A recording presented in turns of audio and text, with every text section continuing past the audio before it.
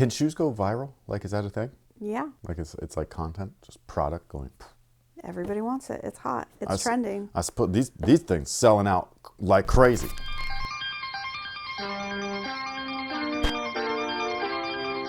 Hey, what's going on, guys? My name's Chris. Welcome back to the official WearTesters.com YouTube channel. Today we got a really interesting review just because these things are literally flying off shelves both online and in store. And these bad boys right here are called the Nike ReactX Rejuven8. This is actually a recovery shoe, is basically the way that it's like being promoted and things like that. A recovery shoe means not active sport, it means everything but. So just everyday use, lifestyle, maybe going to and from the court or to and from whatever sport you have to be like doing, like running, lifting. Maybe you're going to the gym and going home, who knows? And yeah, it's pretty interesting because, you know, we got shoes like this from many brands at this point, and I think Nike might have just outdone them all, which sounds crazy. I gotta say, I don't hate them, you know what I mean? Like, I don't think that this is awful. I don't love them, but for a lot of people, like, these foam things are so fucking hot. It's so weird to me, dude. Like, seriously, in the sneakerhead world that I grew up in the 90s, you bring something like this, Crocs, the Yeezy thing, Jordan Brand had one with a removable inner sock thingy and all that stuff. If you would have brought that to any of us kids in the 90s and been like, yo, these right here are the shoes of the future, we'd have been like, fuck off, man. Like, this is, no, hell no. So yeah, I just think that it's funny that like the new wave is this.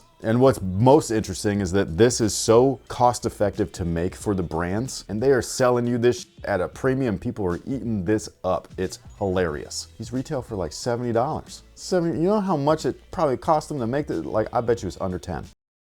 Now, what's really interesting about this shoe is that unlike something similar, like say a pair of Crocs, these actually have a real outsole on there. So I thought that was quite interesting. It is a rubber outsole. It's on the shoe full length. There are like little portions that are missing. If you were gonna slap this on an Adidas shoe, they would call this a stretch web outsole and things like that. So same overall concept. It's for flexibility and mobility and things like that when you're in the, what the f do you call this? Is this a clog? Or is a clog got a back missing? A clog I thought that was almost like a mule. Look, there's an outsole on here. It's very interesting, you know what I mean?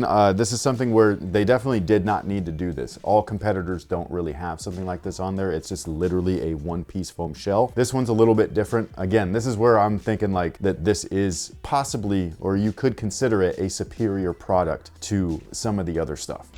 Wow.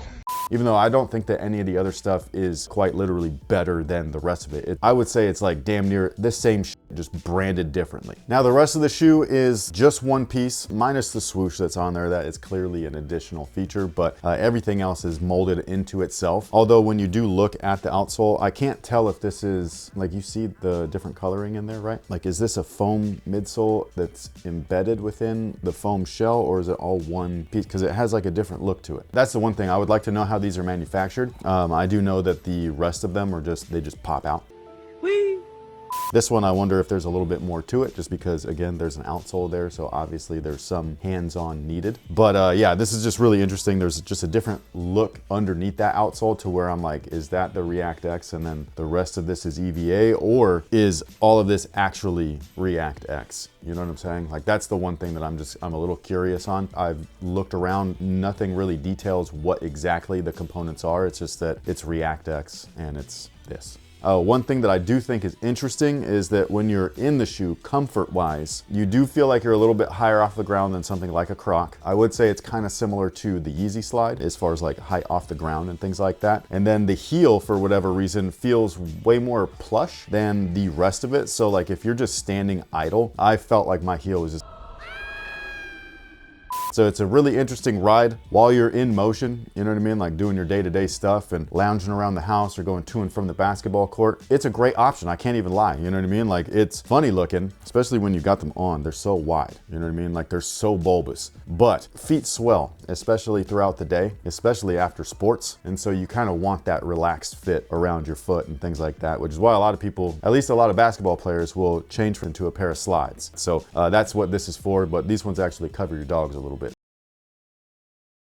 And one of the nicest parts about something like this, especially being foam, is that it's naturally antimicrobial. So when you're taking your shoes off and your feet are all sweaty and like that. Putting them in something like this, it's not gonna get funky, you know what I mean? Like it might get moist in there because it's a shell. Even though there is large ventilation points at the toe, you're still covered up for the most part, so it could get a little steamy in there at times. But like I said, the foam thing is great because germs are not gonna stay in there. You can easily wash it, you can easily disinfect it. It's not gonna like penetrate or anything like that like it would a sock liner. So this is great. So far, it looks like these only come in whole sizes. So if you are a whole size yourself, I would say go true to size if you like a snug fit. Like these are a size 9. I wear a size 9 in damn near everything, and they fit almost perfectly. Like I would like a tiny bit extra space in the toe, but the next size option is literally a whole size up. And when I tried those on, they just were a little bit loose, especially around the ankle area and stuff like that. And I just didn't really like it. So if you're wearing a whole size, I would go true to size. However, if you wear a half size, I would go up to the nearest whole size. So if you're wearing a 7.5, an 8.5, or a 9.5, I would go up to, you know, an 8, 9, 10. And if you happen to be looking for a pair and you're located in the Sacramento or Elk Grove area, make sure that you hit up Phenom in either of their locations, either Doco or Elk Grove. Follow them on social simply at Phenom Global, or you can visit their site, which will be linked down below. I believe they still have the orange ones left. All the rest of them are gone. And with that being said, what is today's user submitted question of the day? Today's question of the day is, do you and your wife talk about the new shoes when you switch on your walks? Like, I guess like when we're walking? When we're walking and like, hey, I'm wearing this, blah, blah, blah. This is how it feels. Oh, like we switch our shoes out? I guess. Or you guys like, let's talk about something different. Like, we don't want to talk about shoes while we're out and about. I will say that sometimes I do talk about shoes, usually me bringing it up. It's not about the shoes we're wearing typically, and if it is, that usually also is me bringing it up, because sometimes I am like, maybe that's what they're talking about, is that like I switch from like one runner to the next as I'm testing them out. Yeah. And I'll be like, hey, these are kind of, and so like I will do a little bit of that, but it's usually like very minor because we talk about anything but sneakers. We talk about anything and everything. Half the time it's her giving me a recap of whatever up she just listened to on a podcast, or she tells me about her weird bad dreams, or she tells me I talk about my books. Yeah, her books, which are also up. If we happen to be watching a series together, we talk about that. Those are usually my favorite conversations because like when I'm done watching something, I typically go to YouTube and then I watch a breakdown or whatever. Like somebody's every single breakdown there is under the sun.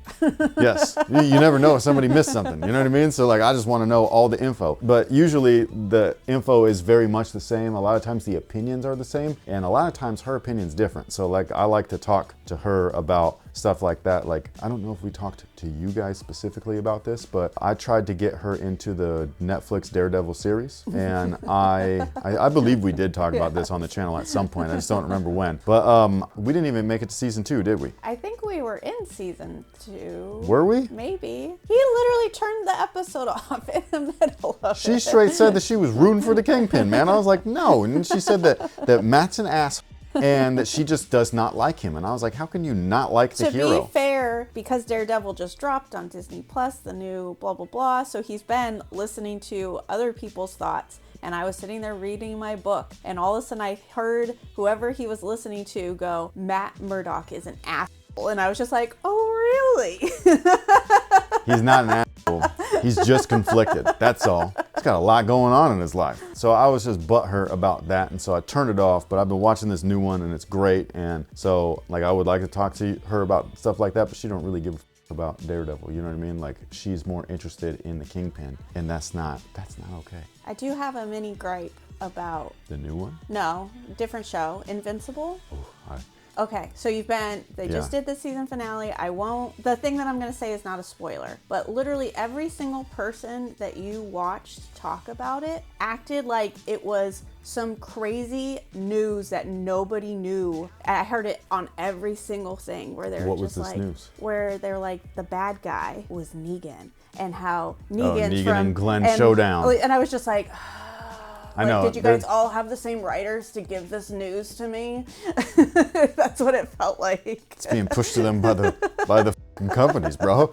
Like, you know what I mean? Every single one. Yeah, but no, it's also like it's an Easter egg. You know what I'm saying? But So give me new Easter eggs. It's not Eastery anymore if that, every single person has it. I know, but that's the funny thing. Like when we do our videos, yeah, and I will put in sometimes, a lot of times, the same Easter eggs every time we do the same shoe. And if you miss one, because you can't expect that somebody already watched the previous however many Jordan whatevers that we've already done, and a lot of times she'll take them out, especially in the recent ones, because she's just like, you said this hella times. And then every time she does that in the comment section, there's always people being like, you missed blah blah blah, and I'm just like, no, I didn't. It was in there. It was just removed. Yeah, the repetitive thing, I understand your frustration with it, but at the same time, like, you got to treat every video as if it's their first time checking you out. Oh, now she's angry. You know, Negan wouldn't want all this repetitive crap. But Negan's not real. I know. And Negan might. He likes hearing himself talk. That's true. Especially about himself. He's a big time monologuer. Oh yeah. He would give you the monologue about all the spoilers and Easter eggs and this and that and did you know? Yes.